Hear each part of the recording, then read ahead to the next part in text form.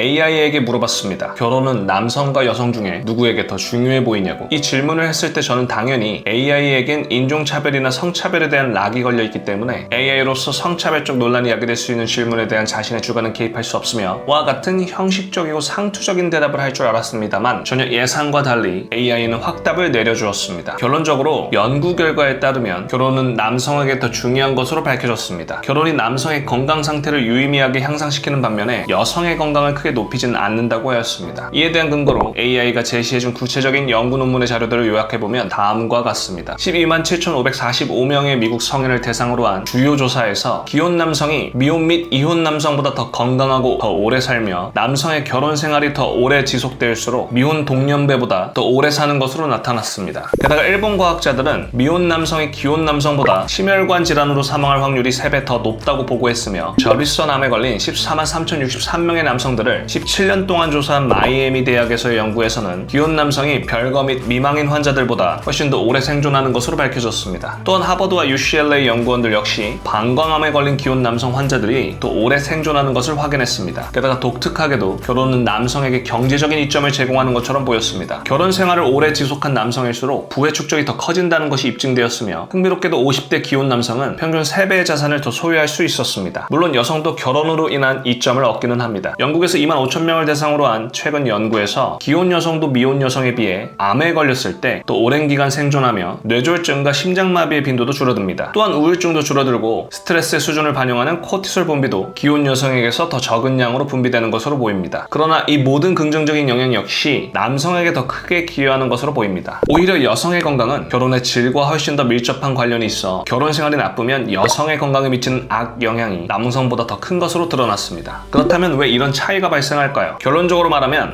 여성은 혼자 사나 결혼을 하나 생활 태도의 수준이 비슷하지만 남성의 경우 혼자일 때와 비교하여 결혼 후에 더 건강한 생활 습관을 유지하도록 유도될 가능성이 높기 때문입니다. 결혼한 남성들은 일반적으로 적극적으로 건강을 관리하고 더 많은 운동을 하도록 유도되며 독신자에 비해 더 건강한 식습관이 유지될 가능성이 높습니다. 흡연과 음주에서는 어떨까요? 당연하게도 홀로 자유로운 독신일 때보다 유부남은 더 금연하며 전과 비교해서 음주를 할 가능성이 훨씬 더 적습니다. 이와 마찬가지로 전형적인 남자의 낮은 평균 수명에 기여하는 남성 종특의 위험한 행동들도 결혼한 남성일수록 위험을 감수하는 도전을 덜 즐깁니다. 줄어드는 친구들과의 술자리를 포함하여 위험한 장난을 칠 가능성도 역시 줄어들죠. 여기서 끝이 아닙니다. 결혼한 배우자는 의사에게 더 자주 가도록 서로 격려할 가능성이 높으며 상대방의 지속적인 건강 문제를 가볍게 넘길 가능성이 적습니다. 그래야 기혼자들이 독신자보다 정기적인 의료 서비스를 받고 의사의 권고를 더 자주 따르게 됩니다. 심지어 아내가 남편에게 더 잔소리하고 간섭하는 가정일수록 관상동맥 질환이나 고혈압, 비만, 고콜레스테롤, 흡연, 운동 부족과 같은 위험 요인이 더 낮아지는 것으로 나타났습니다. 이렇듯 남성에게서 아내를 빼면 남자의 건강상 위험이 크게 증가합니다. 남성이 혼자 있을 때 영양 및 기타 건강 습관이 악화되기 때문입니다. 실제로 아내의 병원의 장기적인 입원조차도 기혼 남성의 건강에 위협이 됩니다. 그래서 남성의 웰빙은 이혼 직후 훨씬 더 급격하게 떨어지는데 특히 사별로 인한 배우자 이별은 남성에게 더 심각했습니다. 캘리포니아의 한 연구소에서는 14년에서 23년 동안 12,522명의 기혼자를 추적 연구했습니다. 이 기간 동안 총 4,747커플이 배우자를 잃었는데 그 후 유족 남성의 30%가 목숨을 잃었고 여성의 경우는 15%만이 사망했습니다. 배우자가 사망한 후 2년 동안 생존 배우자의 사망률이 가장 높게 치솟았으며 사별하지 않은 유부남에 비해 사별한 유부남은 2배나 사망률이 높았습니다. 마지막으로 보스턴 지역에서 1,667명의 남성을 대상으로 한 연구에서도 배우자의 죽음이 남성에게 10년치의 노화 수준과 맞먹는 테스토스테론 수치의 감소를 야기했습니다. 이렇듯 배우자의 사망 후 생존율은 남성에게 유난히 더 취약한 것으로 보이며 결국 결혼은 남성에게 더 가치 있는 것으로 보입니다.